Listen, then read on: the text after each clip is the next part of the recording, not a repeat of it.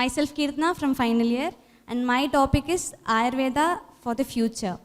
So, I would like to start with a quote. மருந்தென்ன வேண்டாவான் யாக்கைக்கு அருந்தியது அற்றது போற்றி உனின். So இதெல்லாம் திருவள்ளுவர் எத்தனையோ வருஷத்துக்கு முன்னாடி சொல்லியாச்சு. ஆனால் நம்ம இப்போது ரீசெண்டாக என்ன ரிசர்ச்சில் என்ன ப்ரூவ் பண்ணுறாங்களோ, என்ன எவிடன்ஸ் நமக்கு கிடைக்குதோ, என்ன ரிசல்ட் கிடைக்குதோ அது மட்டும்தான் அக்செப்ட் பண்ணுற மென்டாலிட்டிக்கு எல்லாருமே வந்தாச்சு. ஸோ ஃப்யூச்சரில் ஆயுர்வேதா எவிடன்ஸ், ரிசல்ட், அதோட ரிசர்ச் எல்லாமே காமிச்சா மட்டும்தான் மக்கள் நம்புகிற மாதிரி இருக்காங்க. இப்போ கூட வில்லேஜஸில் எல்லா கிராமங்கள்லேயும் என்ன கேட்குறாங்கன்னா, நீங்கள் ஆயுர்வேதாவா?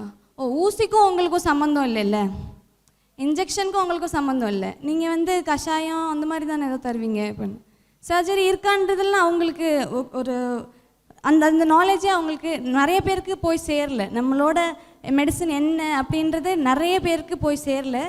இன்னொன்று, இப்போது ரீசெண்டாக நம்ம பார்த்தோம் அப்படின்னா த காஸ் ஆஃப் டெத்துன்னு எடுத்துக்கிட்டோம் அப்படின்னா எல்லாம் சொல்கிறது என்னென்னா கேன்சர், பெரிய பெரிய டிசீஸ் எல்லாம் சொல்கிறோம், ஹார்ட் அட்டாக் அந்த மாதிரி இதெல்லாம்.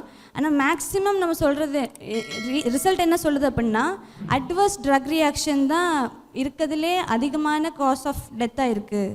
ஸோ அட்வர்ஸ் ட்ரக் ரியாக்ஷன் சொல்கிறப்போ அலோபதி ட்ரக்ஸை தான் நம்ம மெயினாக சொல்கிறோம்.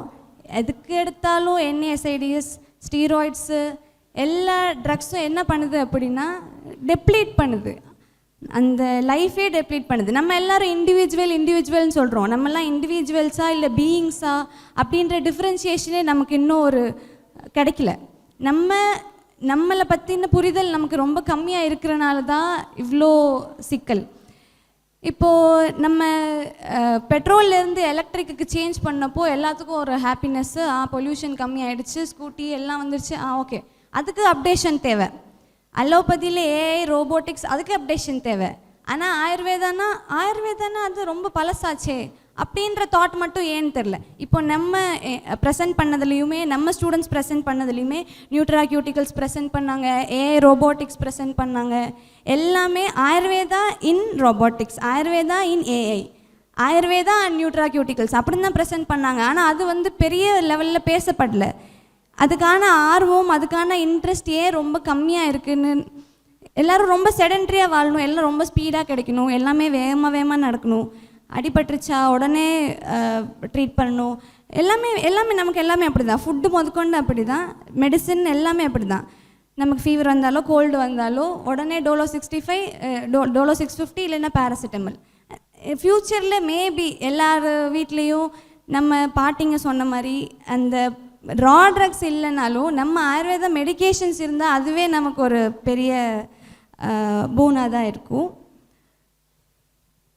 ஃப்யூச்சரில் இந்த மாதிரி பெரிய பெரிய செமினார்ஸ், இப்போது சிடிடிஎம் பற்றி நமக்கு தெரியல, சார் சொன்னதுக்கப்புறம் தான் நமக்கே தெரிஞ்சுது. நம்ம அப்டேஷனில் இல்லை. இப்போது லேகிங் எங்கே அப்படின்னு பார்த்தா வெளியில் நம்ம பப்ளிக்கை குறை சொல்ல முடியாது, நமக்கே தெரியல. ஸோ நம்ம எப்படி மற்றவங்களுக்கு நல்லா கிளியராக இல்லை புரிகிற மாதிரி சொல்ல முடியும்? டவுட்டு தான். நம்ம அப்டேட்டடாக ஆகிக்கலாம். நம்ம அப்டேட் ஆகிட்டாலே மேக்ஸிமம் ஆயுர்வேதா அப்டேட் ஆகிடும்னு நினைக்கிறேன். ஏன்னா நம்ம இப்போ ஏஜ் எல்லாம் நம்ம எல்லாருமே ஒரு ஏஜில் தான் இருக்கோம். நம்மளே பண்ணல அப்படின்னா மற்றவங்க பண்ணுறது நம்ம எதிர்பார்க்க முடியாது. இப்போது அந்த காலத்தில் எல்லா பாட்டிங்களும் கிராண்ட் மதர்ஸ் எல்லாம் என்ன பண்ணாங்கன்னா 110, 120க்கெல்லாம் அசால்ட்டாக ஹாஸ்பிட்டல் போல் மெடிக்கேஷன்ஸ் எடுத்துக்காமல் until the last day of their life கூட தேர் ஆக்டிவ், அந்த மாதிரி இருந்தாங்க. ஸோ இந்த ஜென்ரேஷனில் அந்த மாதிரி யாரும் பார்க்க முடியல. ஸோ அவங்க சொன்னது கண்டிப்பாக தப்பாக இருக்காது. நம்ம சொல்கிறது எல்லாம் இப்போது அவங்கள அன்றைக்கி யாராவது குறை சொல்லியிருப்பாங்க, நீ என்ன இப்படி சாப்பிட்ற, இப்படி பண்ணுற, இந்த மாதிரி ஃபாலோ பண்ணுற அப்படின்னு. They all died but she lived, இல்லையா? ஸோ நம்ம குறை சொல்ல முடியாது, முன்னாடியே சொல்லிட்டாங்க, நம்ம அதை ஃபாலோ பண்ணால் நல்லாயிருக்கும். அப்புறம் சர்ஜரி, இப்போது ஃபஸ்ட் இயரில் நம்ம உள்ளே வந்தப்போ எல்லாருக்குமே ஒரு கன்ஃபியூஷன் இருந்தது. எல்லாருமே எம்பிபிஎஸ் ட்ரை பண்ணிட்டு தான் வந்தோம். நமக்கு ஆயுர்வேதா சரி கிடச்சிருச்சு படிக்கலாம் அந்த மாதிரி வந்தோம். ஆனால் ரொம்ப வியப்பானது என்னென்னா, என்னோட நிறையா ஃப்ரெண்ட்ஸுக்கே நிறைய இஷ்யூஸ் எல்லாம் ப்ரொலாங்டாக வச்சுருந்தாங்க அவங்க. மெடிக்கல் இஷ்யூஸ், அதாவது பிசிஓடி இருந்துச்சு, நிறைய பேருக்கு அல்சர் இருந்தது, நிறைய பிரச்சனை இருந்தது. ஃபஸ்ட் இயரில் வந்து ஒரு 3 months கேப்லேயே பிஃபோர் இன்டர்னல்ஸே தே காட் ரிலீவ், க்யூர் ஆகிடுச்சு. அப்படி இருக்கும்போ அப்போ வந்த இன்ட்ரெஸ்ட்டு இப்போது என்ன ஆச்சுன்னு தெரியல, எல்லாருக்கும் கம்மியாச்சு. அப்படி தான் சரியாயிடும், சரியாயிடும். சில பேர் வந்து மெடிசனுக்கு மட்டும்தான் இம்பார்ட்டன்ஸ் தராங்க. மேக்ஸிமம் அதர் சிஸ்டம் ஆஃப் மெடிசன்லேயுமே இந்த கெமிக்கல் கான்ஸ்டியூயன்ட்ஸ் ஆஃப் தி மெடிசன் மட்டும்தான் இம்பார்ட்டண்ட்டாக தெரியுது. ஆனால் ஆயுர்வேதத்தில் அப்படி இல்லை. We are taking Agni, we are taking மனஸ், எல்லாத்தையும் பார்த்து ட்ரீட் பண்ணுறோம். இவங்க கொடுத்தா தான் மருந்து க்யூர் ஆகுன்ற அளவுக்கு வி ஹாவ். ஸோ அதை வந்து ரொம்ப ப்ராப்பராக மெயின்டைன் பண்ணணும், ரொம்ப ப்ராப்பரான நாலேஜோடு நல்லா கொண்டு போய் சேர்க்கணும். அப்புறம் இன்னும் ரொம்ப முக்கியமான விஷயம் என்னென்னா, ஹிப்போக்ரேட் சொல்லியிருக்காரு, like we should not make money in a sick room. So நம்மளோட எய்ம் என்னவா இருக்கணும் அப்படின்னா, not making money. First will make people believe in Ayurveda, then money will automatically come to you.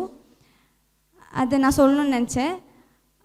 அப்புறமா we should always believe that there is some intelligence behind us. அதாவது நம்மளை தாண்டி ஏதோ ஒன்று இருக்குன்னு, even if you're atheist, it doesn't matter, ஏதோ ஒரு intelligence is there. So we shouldn't come to a conclusion that we don't know. So let's all research, let's all get our minds sharpened. So நம்ம நல்லா அப்டேட்டடாக நம்ம நல்லா ஆயிட்டாலே maximum Ayurveda இந்த மாதிரி திருப்பி stage போட்டு பேசுகிற அளவுக்கு, ஆயுர்வேதா இன் ஃபியூச்சர்னு பேசுகிற அளவுக்கு இருக்காது. அப்போவே we will be very great in a society. And all the very best to me and all you. Thank you.